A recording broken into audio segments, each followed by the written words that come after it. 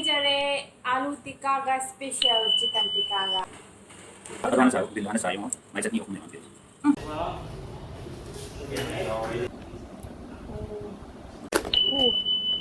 lollipop Sorry, sang mesti. ai pizza dada di cari dum natro sida Betul tak jalan? kati noi ka saira Untuk sanitizer, anggar bo. China green chutney natra Chicken tikka lagi orang ni. China salad moi hap to kaino Cousina haidara sisa Cousina Express sisi kari oi do jano dadana order to isi moi chi yawaktraba आलू amana आलू tikka Chicken tikka. amana chicken tikka सारी दादा अम्मा मसक से फजे कनो type तो माले Korea की Korea. नते अखोना कनो चाबदो खाने किंबा हादन अखोई दा चानी वना खांगम दरे मतिन कुकुकुत योले हो quantity the am yamba oide dada chicken tikka moi chi kano sida leijare आलू टिक्का का स्पेशल चिकन टिक्का का ऐसे आलू yang pamba midinte adobo Bam. akoy abem word as adobo alu pamba basi ay Kakching ki alu sakto soybonga adu to de pame Pang hagin. si chutney sila Yan pang hagin. yan to kung hawa sila Mamay dah. Salah dah. Sabar ramai dah. Samosa malah. Samosa ये set dah. Big pana. Jadi samosa lagi. आलू tikka masak fajadrayom siamuk taste tawge mayam Pembuat saya green chutney. green chutney the red sila Aduhana saya green aduhana saya mau. My chutney aku ni mampir. ha आलू pamba में jadi है ना हाँ अहोय बम di pamba ni palette laglam Red na ada. Na red chutney. Muruk sahabat ni orang ni. abu di am lupa mama wa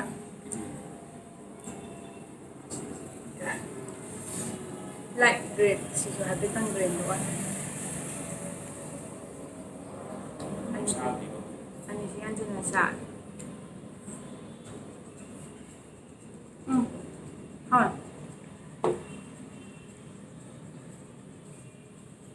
hawe adobo idea आलू palm का बनेना याम सांगा मरी YouTube की इबुंग उत्पा इचिन इनाउ मयाम सिदा एगी अवाबा शेयर तौद्र दे मफम सिदा का सिदा जु हेंदोक्ते Kedua.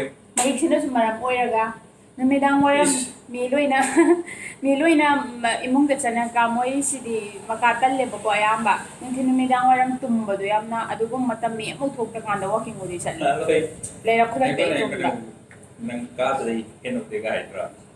Nalai ngai marble sana bro. माबन सानरे Dengan nama kayak kia pai jam itu. Ini pala kap set orang set nak tar jadi mobile itu marble aman ini pindah bro. Atau dan misuk ending dah boleh ini kia ya. Adi mau ni nang hai. Nam kena kia pai di yum sih. Tuh ni macam tu saja. Kaya tu ni macam tu, ai tu isai sekin thawang le. Si hai da mina an gerai da to nang hit thurok pa thang sina yan doi ne hai badi na te kai no adoi su. Chekhin le mai phai hai be ai chekhin thawang lo khali ni kai no ne. It's not right. I'm not crying man. Ai kap pa na te ningam da ba su na te. Apam do phung do pe wa ne.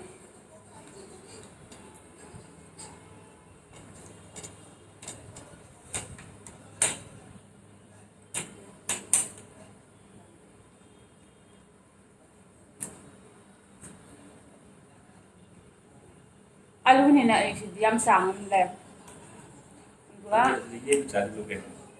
yen su ngamore da dai ngam thalle ai nga sai lollipop cha gi bada ngai ga ri chicken Kita ok cai. ꯗꯥ ꯑꯣꯛ ꯆꯥꯁꯤ ꯗꯗꯥꯅ ꯑꯃꯨꯛ ꯆꯈꯥꯎ ꯆꯥꯎꯋꯤꯗꯅ ꯀꯤꯗꯅ camera ꯃꯃꯥꯡ ꯆꯪꯕꯤꯔꯛꯑꯣ ꯌꯥꯗꯩꯗꯣ ꯗꯗꯥ ꯈꯨꯆꯥꯗꯣ ꯆꯥꯁꯨ waiting weight 72 ꯍꯥꯏꯗꯨꯒ ꯑꯣꯏꯔꯗꯤ ꯆꯥꯟꯅꯗꯦ 72 ꯒꯥꯏ ꯍꯥꯏꯗꯣꯛꯑꯣꯏ ꯃꯤ ꯃꯌꯥꯝ ꯃꯃꯥꯡꯗ ꯑꯩꯈꯣꯏ ꯗꯥꯏ ꯋꯦꯠ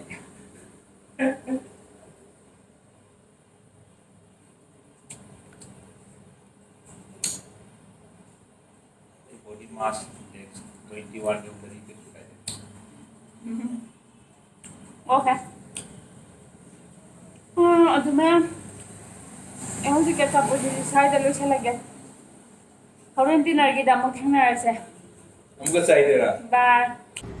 ꯑꯩꯗꯤ ꯔꯣꯁ ꯆꯤꯂꯤ ꯄꯣꯛ ꯅꯪ ꯆꯤꯛꯀꯟ ꯂꯣꯂꯤꯄꯣꯞ ꯗꯗꯥꯏꯅ ꯑꯦꯛꯁꯤꯁ ꯑꯩꯒꯤ ꯀꯥꯔꯠꯀꯤ ꯂꯨꯄꯥ 100 ꯗꯤꯁꯀꯥꯎꯟ ꯗꯦꯂꯤꯚꯔꯤ ꯆꯥꯔꯖ ꯂꯨꯄꯥ 94 ꯑꯣ ꯆꯍꯨꯝ ꯑꯩꯈꯣꯏ ꯆꯥꯅꯕ ꯌꯧꯔꯛꯑꯦ ꯊꯦꯡꯛ ꯌꯨ ꯕꯌꯥ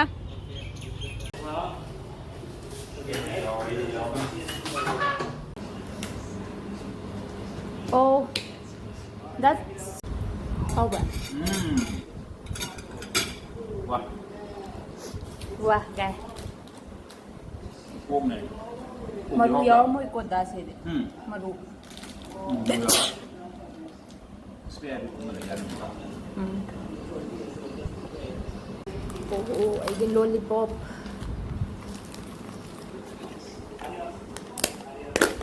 Oh, lollipop.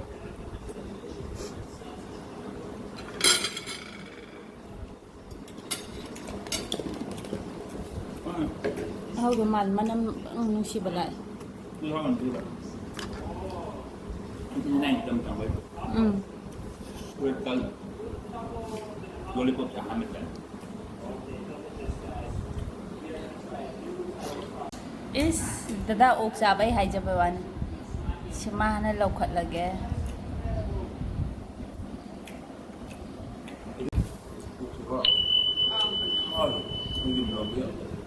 Yung ginamahal yan ba? Squash của mày cả phút lên sạc. Anh được em dâu quần.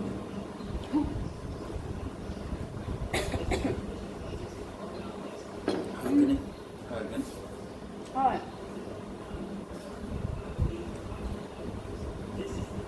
Ini sari rasa apa sih? Dada, try to. Rồi. Kau panas sih. Masala. Masagi moi. Takut om sudah. Sana aham sana sudah. Tak. Sisiya. Sicil. Dapat tumanda na yung hawa. Matumanda na yun. Naharap mo. Ano ba? Ako mang dito. Chongmen itu cari. Chongmen po di ayang hawa. Chongmen di order ko ba ayang hawa. So I actually ended up getting a quesadilla, but it looks delicious. And we're gonna put a couple sauces on there. We have the that squash blossom flower and the queso guac cheese.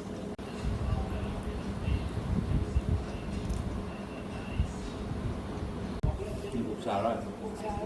Đó thì mới asin kano si tay na siya niya. 세전 조선은. Kano mo sai. Sama da mo sa buha.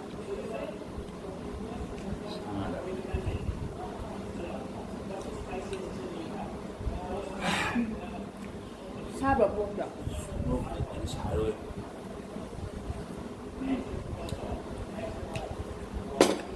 Nó ở bên dầu anh mấy ác sạp bán slice rồi nó hao đi hết. Kaya sa ba? Mumbai. Mỗi giờ xin sẽ sao rồi. Thôi quay ra cả nó rồi.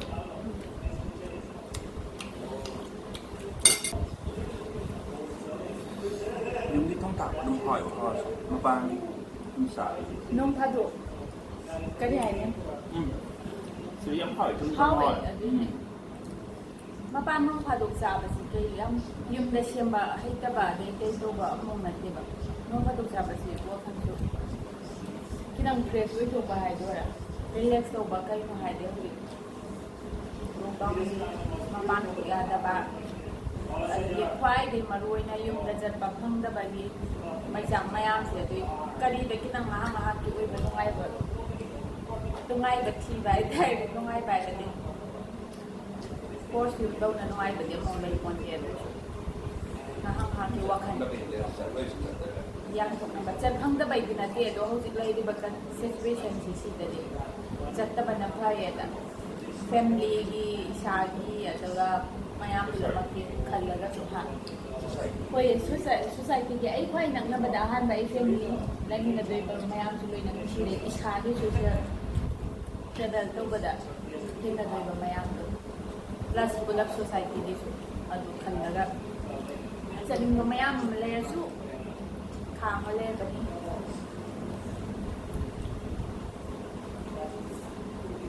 ꯑꯋꯥ ꯅꯨꯡꯉꯥꯏ ꯈꯨꯗꯤꯡ permanent ꯅꯠꯇꯕꯅꯤ나 ꯁꯤ ꯑꯋꯥꯕꯁꯤꯁꯨ ꯁꯨꯡꯁꯣꯏ ꯁꯣꯏꯗꯅ ꯈꯔ was ꯇꯥꯔꯁꯨ ꯅꯣꯡꯃꯗꯤ ꯁꯨꯡꯁꯣꯏ ꯁꯣꯏꯗꯅ ꯀꯣꯛꯈꯤꯅꯤ ꯑꯗꯨ ꯃꯌꯥꯝꯁꯦ ꯅꯨꯡꯉꯥꯏꯅ ꯇꯥꯕꯅꯤ ꯅꯨꯡꯉꯥꯏꯕ ꯍꯌꯦꯡꯒꯤꯗꯃꯛ ꯄꯨꯂꯞ ꯆꯥꯕꯗꯤ ꯎꯠꯆꯔꯔꯣꯏ ꯑꯩ ꯃꯊꯪꯒꯤ ꯆꯥꯎꯔꯦ ꯑꯩꯗꯤ ꯆꯥꯉꯝꯃꯣꯏꯁꯤ ꯑꯩꯒꯤ ꯄꯤꯖꯥ ꯗꯗꯥꯗꯤ ꯆꯥꯔꯣꯏꯗꯕ ꯅꯠꯇ꯭ꯔꯣ ꯑꯆꯧꯕ ꯑꯩꯗꯤ ꯆꯥꯉꯝꯃꯣꯏ ꯅꯪ ꯉꯥꯁꯨ ꯊꯨꯝꯖꯤꯜꯂꯦ ꯍꯣꯏ ꯑꯗꯨꯅ ꯃꯦꯗꯤꯌꯝ ꯑꯣꯏꯅ ꯌꯦꯡꯕꯤꯌꯨ ꯍꯣꯏ ꯃꯤꯗꯤꯌꯝ ꯌꯦꯡꯕꯗꯨ ꯑꯩꯈꯣꯏꯅ ꯄꯤꯖꯥꯁꯤ ꯑꯍꯥꯎ ꯑꯍꯥꯎꯕ ꯅꯍꯥꯟ ꯑꯃꯨꯛ ꯈꯔ ꯑꯗꯨꯝ ꯆꯥ ꯌꯥꯕ ꯌꯥꯎꯕꯩꯗꯨꯗꯤ ꯑꯩ ꯃꯃꯤꯡꯗꯤ ꯀꯥꯎꯈꯔꯦ ꯄꯤꯖꯥ ꯂꯥꯛꯑꯦ ꯑꯩꯒꯤ ꯄꯤꯖꯥ ꯒꯥꯔꯂꯤꯛ ꯕ꯭ꯔꯦꯗꯀ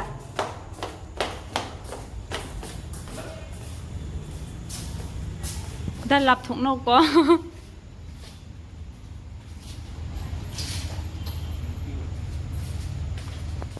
ꯁꯤꯁꯦ ꯗꯗꯥꯅ ꯑꯣꯔꯗꯔ ꯇꯧꯔꯤꯁꯦ UNO ꯁꯤꯀꯥꯒꯣ 1943ꯗꯒꯤ EST ꯏꯁꯇꯥꯕ꯭ꯂꯤꯁ ꯂꯥ ꯑꯣꯀꯦ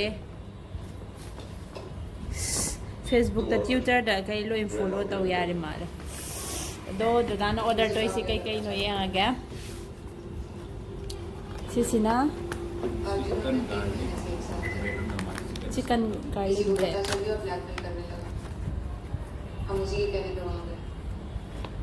सुमाइना तौइदा ꯑꯗꯨꯃꯥꯏꯅ ꯃꯅꯨꯡꯗ ꯆꯤꯛꯀꯟ ꯁ꯭ꯇꯐ ꯇꯧꯔꯒ ꯃꯊꯛꯇ ꯆꯤꯁ ꯀꯩꯀꯩ ꯍꯥꯞꯄꯒ ꯂꯩꯔꯦ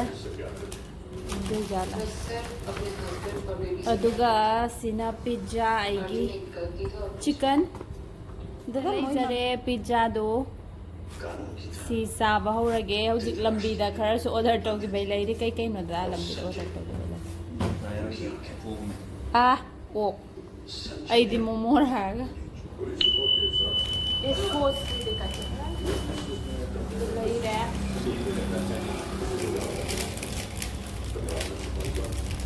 ꯑꯩꯁꯤꯅ ꯈ꯭ꯋꯥꯏ ꯍꯥꯎꯋꯤ ꯁꯤꯅ ꯆꯤꯂꯤ ꯑꯩꯈꯣꯏꯅ ꯁꯤꯅ ꯈ꯭ꯋꯥꯏ ꯍꯥꯎꯋꯦ ꯀꯪꯂꯥ ꯀꯕꯣꯛꯀꯤ ꯇꯥꯏꯞꯇ ꯇꯧꯕꯅꯦ ꯃꯁꯥꯂꯥ ꯆꯤꯔꯥ ꯂꯒꯥꯏꯗ ꯑꯩ ꯆꯥꯈ꯭ꯔꯗꯤ ꯂꯣꯏꯔꯦ ꯁꯤꯗ ꯌꯦꯡꯉꯣ ꯒꯥꯔꯂꯤꯛ ꯕ꯭ꯔꯦꯗꯇꯣ chicken garlic bread chicken stuff garlic bread BCGꯒꯤ ꯐꯥꯏꯜ ꯍꯥꯞꯄ ꯗꯗꯥ ꯑꯃꯤꯇꯥꯕ ꯆꯪꯁꯤꯃ ꯁꯤꯃ ꯌꯦꯡꯈ꯭ꯔꯗꯥꯏꯅꯦ ꯑꯩꯗꯤ ꯂꯣꯏ ꯅꯤꯡꯁꯤꯡꯉꯦ ꯍꯥꯏꯗꯣꯛꯑꯣꯏ ꯑꯗꯨꯕꯨ ꯍꯥꯏꯗꯣꯛꯑꯗꯤ ꯃꯒꯨꯟ ꯃꯥꯡꯉꯤꯗꯅ ꯗꯗꯥ ꯃꯣꯔꯣꯛ ꯐ꯭ꯂꯦꯛꯁꯤ ꯄꯥꯝꯕ꯭ꯔꯥ ꯂꯣꯏ ꯆꯥꯏꯔꯒꯦ ꯑꯗꯨꯕꯨ ꯗꯗꯥ ꯃꯣꯔꯣꯛ ꯌꯥꯝ ꯄꯥꯝꯕꯅꯦ ꯑꯃꯈꯛꯇ ꯆꯥꯏꯒꯦꯀꯣ ꯗ ꯀꯦꯆꯞ ꯑꯝꯇ ꯄꯤꯕꯤꯌꯨꯕ ꯍꯥ ꯃꯣꯏ ꯌꯥꯎꯔꯛꯇꯦ ꯑꯗꯤ ꯀꯦꯆꯞ ꯍꯥꯞꯄꯣꯏꯗꯧꯔꯕꯅꯤꯅꯦ ꯄꯤꯖꯥ ꯆꯥꯔꯒꯦ ꯄꯤꯖꯥꯅꯤ ꯆꯥꯔꯦ ꯃꯄꯥꯟꯒꯤ ꯆꯥꯗꯕ ꯌꯥꯝ ꯀꯨꯏꯔꯦ ꯍꯣꯏ ꯍꯥꯎꯕ꯭ꯔꯥ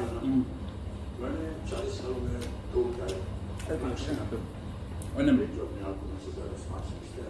ꯗꯥꯏꯔꯦꯛ ꯑꯥꯔꯁꯤꯗ ꯆꯥꯕ ꯍꯦꯟꯅ ꯍꯥꯎꯕꯅꯤ ꯁꯥꯅ ꯄꯪ ꯄꯪ ꯄꯨꯊꯣꯛꯑꯒ ꯑꯗꯨ ꯌꯥꯝ ꯏꯪꯕꯗꯤ ꯑꯣꯏꯗꯕꯅꯦ ꯑꯩꯅ ꯍꯧꯖꯤꯛ ꯍꯥꯡꯗꯣꯛ ꯍꯥꯡꯖꯤꯟ ꯇꯧꯕꯩꯗꯁꯨ ꯈꯔ ꯏꯪꯕ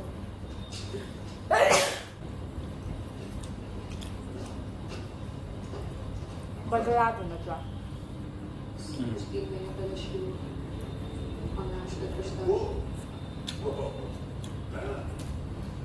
Discovery of furniture and took all of it pushed down. จานแล้วคุยกันไป Pushed down and said, what is this chicken electric? Did you make it a Oh. France? Jesus. Mumbai thin crust pizza mà chỉ là hậu đẹp lắm. Thì mới crust mạnh thảo hậu đẹp. ꯑꯩꯗꯤ ꯑꯗꯨꯁꯨ ꯍꯥꯎꯋꯤ ꯁꯤꯁꯨ ꯍꯥꯎꯋꯤ ꯑꯗꯣ ꯁꯤꯁꯤ ꯍꯣꯏ ꯃꯨꯝꯕꯥꯏꯒꯤꯅꯦ ꯑꯩꯈꯣꯏꯅ ꯀꯩꯅꯣꯗ ꯑꯃ ꯆꯥꯕꯗꯣ ꯀꯩ ꯍꯥꯏꯒꯦ Chính hả? ꯖꯨꯝ ꯈꯥꯡꯒ đẹp. ꯃꯦꯔꯤꯟ ꯗ꯭ꯔꯥꯏꯚ ꯃꯌꯥꯗ ꯖꯨꯝ ꯈꯥꯅꯥꯝꯗ ꯆꯥꯎꯕ ꯑꯗꯨ ꯄꯤꯖꯥꯗꯨ ꯌꯥꯝ ꯍꯥꯎ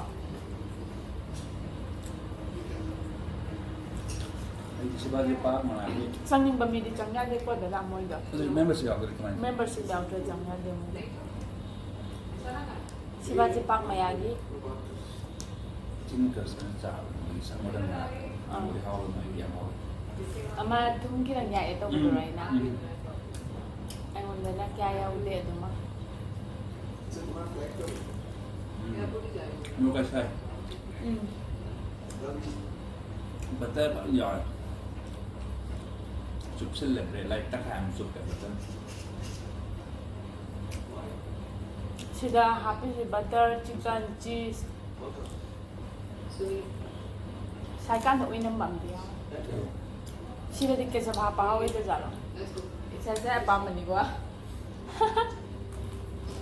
ꯅꯠꯇ꯭ꯔ ꯗꯗꯥ ꯄꯣꯛ ꯈꯛꯇꯪ ꯑꯣꯏꯔꯝꯅꯤꯅꯦ ꯑꯗꯨꯗꯤ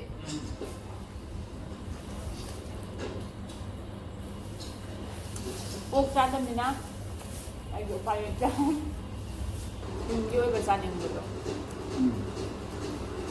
ꯑꯩ ꯍꯟꯗꯛ ꯌꯣꯡ ꯑꯩ ꯆꯥꯗꯣꯏꯁꯦ ꯍꯌꯥꯏ ꯆꯥ ꯐꯪꯗ꯭ꯔꯦ ꯑꯗꯒꯤ ꯍꯌꯥꯏ ꯆꯥ ꯐꯪꯗ꯭ꯔꯦ ꯑꯩꯈꯣꯏ ꯌꯨꯝꯗ ꯄꯥꯟꯕ ꯆꯨꯝꯐ꯭ꯔꯩ ꯑꯆꯧꯕ ꯆꯥꯕ ꯐꯪꯗ꯭ꯔꯦ ꯍꯩꯈꯥ ꯆꯥꯕ ꯐꯪꯗ꯭ꯔꯦ ꯉꯥꯔꯤ ꯂꯣꯏꯈꯤꯗꯅ ꯄꯥꯛꯅꯝ ꯆꯥꯕ ꯐꯪꯗ꯭ꯔꯦ ꯏꯔꯣꯟꯕ ꯆꯥꯗꯦ ꯃꯣꯔꯣꯛ ꯃꯦꯠꯂꯒ ꯊꯥꯎꯒ ꯃꯣꯔꯣꯛ ꯃꯦꯠꯄꯗꯣ ꯍꯥꯏꯖꯕ ꯅꯨꯡꯇꯤꯒꯤ ꯆꯥꯀꯥꯟ ꯄꯨꯛ ꯌꯥꯝ ꯅꯨꯡꯉꯥꯏꯇꯦ Isa với cái em thành đẹp. Em nói là cái gì sao mà sum sao em đôi sinh được rồi đó. ยุ่มยำมิสเตอร์ก่อนแล้วมันต้องหายแล้ว Nó là lần hiếm thông một em hảo rồi. Anh hay nó bằng cái thông là pro thầy hay nó mà thằng nào tạo được thông mai vô đi. ไอ้น่าจะได้ที่ฟินเชียมาปีประตรงมาล้างหน้าหันนัดระหน้าหันเนี่ยเยี่ยมทุ่งแบบจำนะดูเรซิปีตาอ่อนนะไอ้จะได้มาหน้าแบบไม่แต่นะมาหน้าแบบจูเนียร์ไทยตานะ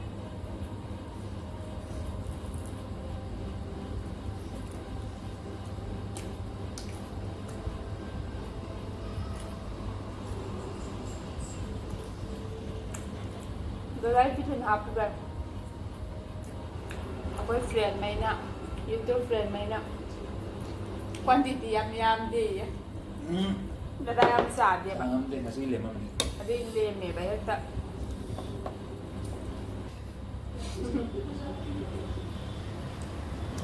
ah ma'am ay pulap sa ninyo gala ngangin da ma'am masih di mapanis ang kutsara Mày nan của mày đang là sisu ấy mà ban bị răng phụt xả đấy. ไก่จะน่าใจไปยงน้องคุยกับดิฉันได้ปะอันนั้นก็สิ่งที่ใช้ในการนร์เซ่มายังมาทำวิดีโอกับมุกที่นร์เซ่Nên như ôm ra đó kìa. มันนำดูได้อันนี้นำถัดเดียว